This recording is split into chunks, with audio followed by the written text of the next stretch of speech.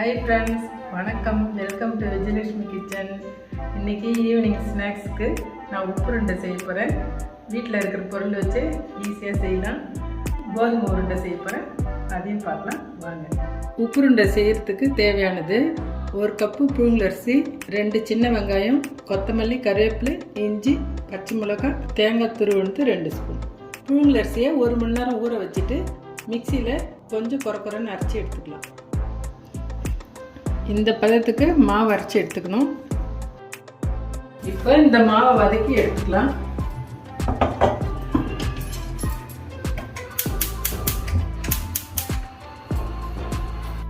வானல்ல 3 spoon oil ஊற்றிக்கலாம்.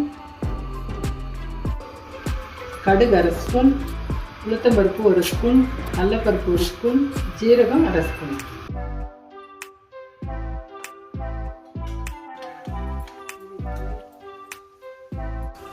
பெருங்காயம் 2 சிட்டிகை போட்டுங்க.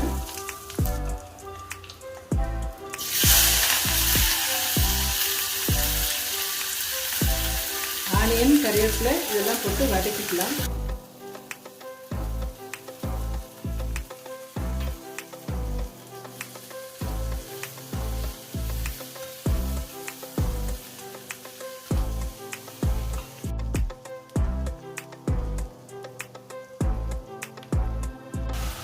இப்போ இதுக்கு தேவையான உப்பு போட்டுக்கலாம்.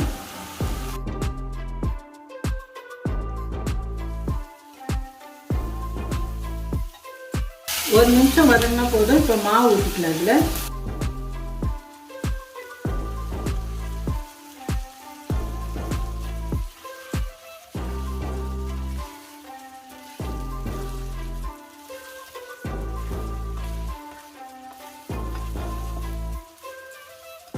இப்போ கொத்தமல்லியும் துருவி வச்ச தேங்காயும் போட்டுடலாம்.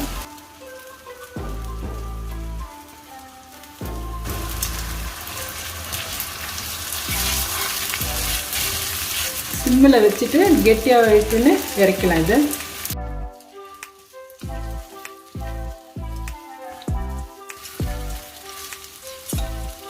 அவ்வளோதாங்க, கெட்டியாகிடுச்சு, இறக்கலாம். இது கொஞ்சம் ஆறணுன்னு இந்த மாதிரி உருட்டி இட்லி பாத்திரத்தில் வச்சுக்கலாம்.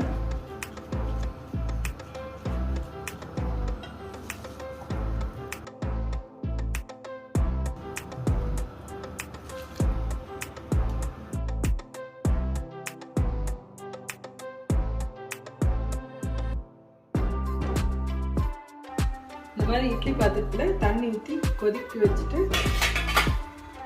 இது மேலே இப்போ அடிக்கலாம். இது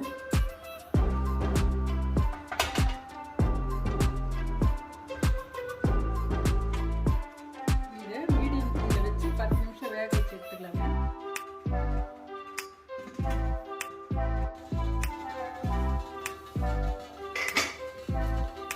இப்போ இது ரெடி ஆகிடுச்சுங்க. வேகத்துக்கு 10லேருந்து 15 நிமிஷம் வச்சுக்கலாம். இது நம்ம அடுத்ததாக கோதுமை உருண்டை பண்ண போகிறோம். அதுக்கு தேவையானது 2 கப்பு கோதுமை மாவு, 1 கப்பு வெல்லம். இப்போ இந்த வெல்லத்தை தண்ணியில் போட்டு கொதிக்க வச்சு வடிகட்டி எடுத்துக்கலாம். 1/2 டம்ளர் தண்ணி ஊற்றி கொதிக்க வச்சுக்கலாம். இப்போ இது ரெடி ஆகிடுச்சு, வடிகட்டி எடுத்துக்கலாம். இது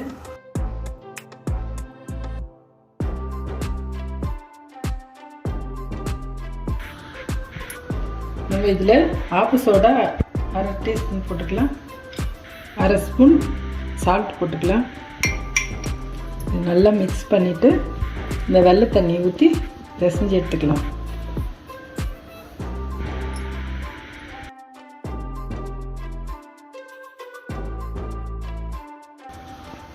கெட்டியாக இருக்கும். நம்ம தண்ணி கொஞ்சம் ஆட் பண்ணி கொஞ்சம் தளர்வாக பிசைஞ்சு எடுத்துக்கலாம். நல்லா இப்படி கட்டி இல்லாமல் கலக்கணும். இந்த பதம் இருக்கணும்.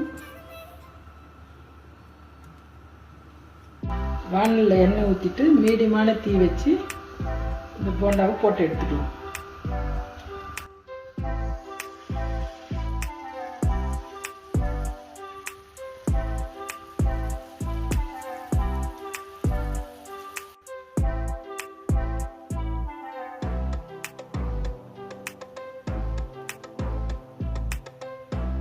நம்ம மீடியமான தீயில் வச்சாதான் உள்ளே இருக்கிறதுல நல்லா வேகும். ஸ்லோவாக வெந்து இந்த மாதிரி ப்ரௌன் கலரில் வரும்போது எடுத்துக்கலாம்.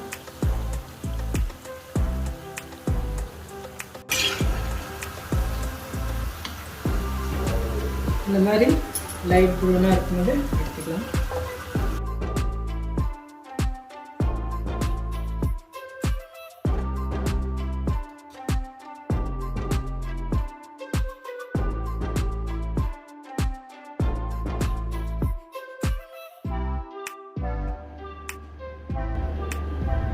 ஈவினிங் இந்த ஸ்நாக்ஸ் சூப்பராக இருக்குங்க.